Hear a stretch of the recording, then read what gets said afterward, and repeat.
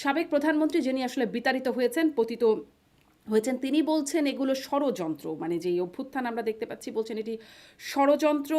আম, এবং এর পেছনে ষড়যন্ত্রকারী এবং হত্যাকারী হিসেবে ডক্টর ইউনূসকেই তিনি আখ্যায়িত করছেন।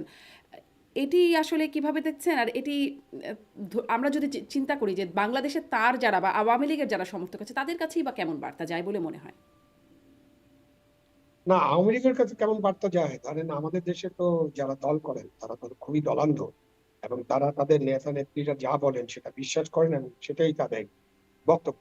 সুতরাং আওয়ামী লীগের নেতা কর্মীদের কাছে শেখ হাসিনা, যিনি দেশ ছেড়ে চলে গিয়েছেন আন্দোলনের মুখে, ছাত্র জনতার গণঅভ্যুত্থানের মুখে, তিনি যা বলবেন সেটা তাদের কাছে আত্মবাক্য হতে পারে এখনো। ভবিষ্যতে এটা পরিবর্তন হবে, কারণ আমাদের রাজনৈতিক দলের সংস্কৃতিতে অনেক বড় পরিবর্তন, মানে সংস্কার কথা বলছি আমরা। এই রাজনৈতিক দলের অনেক সংস্কার করতে হবে, যেটা ৫৪ বছর ধরে তারা করেননি। আপনি উনার বক্তব্য তো উনি ব্যাখ্যা দিবেন, কিন্তু উনি যা বলছেন যে ষড়যন্ত্রের কথা, আমাদের দেশে আমরা এখানে যারা আছি তারা আবার অন্য ধরনের ষড়যন্ত্রের কথা বলি। যে বলা হয় যে উনি ষড়যন্ত্র হুম। করছেন পাশের দেশে বসে। ষড়যন্ত্র, ষড়যন্ত্র আর ষড়যন্ত্র, হুম। ষড়যন্ত্র তত্ত্ব, ষড়যন্ত্র খুবই মানে পপুলার টার্ম। প্রসেসিও আরেকটা ষড়যন্ত্রের কথা একটু জিজ্ঞাসা মানে করি যে, প্রসেসিও আমরা যে বিজয় দিবস নিয়ে কথাটা শুরু করছিলাম, বিএনপি মহাসচিব মির্জা ফখরুল ইসলাম আলমগীর বলছেন ৭১ এর ইতিহাসকে ভুলিয়ে দেবার ষড়যন্ত্র চলছে। সেরকম করে ষড়যন্ত্রও কি চলছে? না। এই তো ৭১ কে যখন আপনি ২৪-এর গণ-অভ্যুত্থানের সাথে মেলানোর চেষ্টা করবেন, তখন তো এটাকে মনে হবে যে আপনি ভুলিয়ে দেওয়ার চেষ্টা করছেন।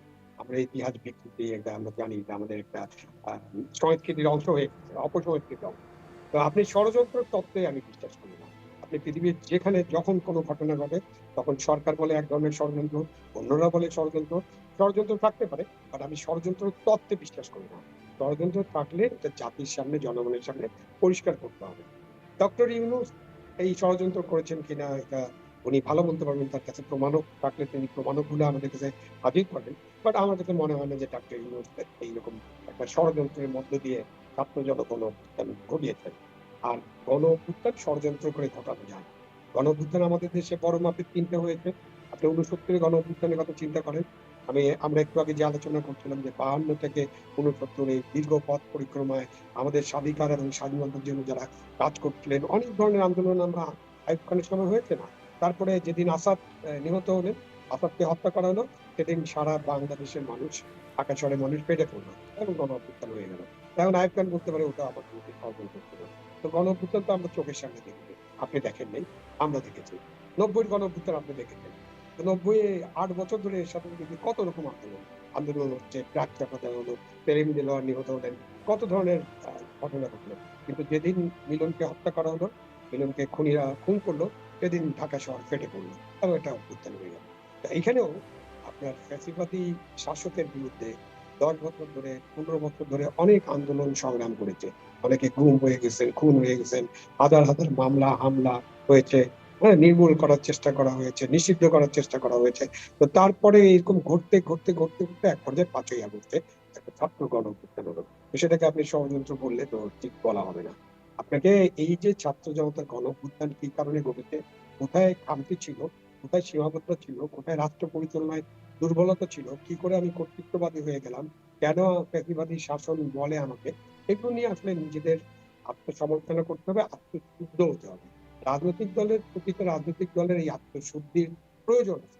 আপনি এখন চিন্তা করেন, আমরা জামাতকে ৭১ এর গণহত্যাকারী বলি। তাদের পরিচয় হচ্ছে ৭১ এ তারা খুন করেছেন। পাকিস্তানি জান্তার সাথে তারা আ আপ করে সহযোগিতা করে বুদ্ধিজীবী নিধন করেছেন। এসব অভিযোগ তাদের বিরুদ্ধে আছে। আমি অভিযোগের কথা বলি। শেখ মুজিবের বিরুদ্ধে, বঙ্গবন্ধুর বিরুদ্ধে অভিযোগ আছে। তিনিও খুনের সাথে যুক্ত ছিলেন। তখন সিরাজ শিকদারকে হত্যা করা হয়েছিল বিনা বিচারে। আরো অনেক জাসদের অনেক নেতাকর্মী নিহত হয়েছিলেন। বামপন্থী দলের, সিরাজ শিকদার দলের অনেক নেতাকর্মী নিহত হয়েছেন, এরকম অভিযোগ আছে এবং অভিযোগের পক্ষে প্রমাণও আছে। জিয়াউর রহমানকেও খুনি বলা হয়। এরশাদকে খুনি বলা হয়।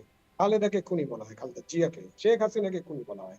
তা আমরা গত ৫৪-৫৫ বা ৭০ ৫৫ বছরে আরো ২ বছর যদি যোগ করি, ৭১ থেকে শুরু করে আজকে ২০২৪ পর্যন্ত আমরা এমন কোন রাজনৈতিক দল যারা ক্ষমতায় গেছেন, তাদেরকে দেখলাম না যে তারা শান্তিপূর্ণভাবে ক্ষমতা হস্তান্তর করে। ২-১ বারও ঘটেছে, এটা অস্বীকার করার উপায় নাই।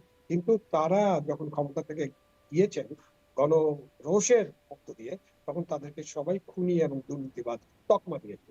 তা এখন ধরেন যে এই যে 16 ডিসেম্বরে যখন আলোচনা করছি, আর 54তম বিজয় দিবসের পরের দিন, তখন নিশ্চয়ই আমাদেরকে ভাবতে হবে যে আমাদের কোথায় খামতি আছে, কোথায় সীমাবদ্ধতা আছে, কেন রাজনৈতিক দলগুলোকে এই তকমা নিয়ে যেতে হয়েছে।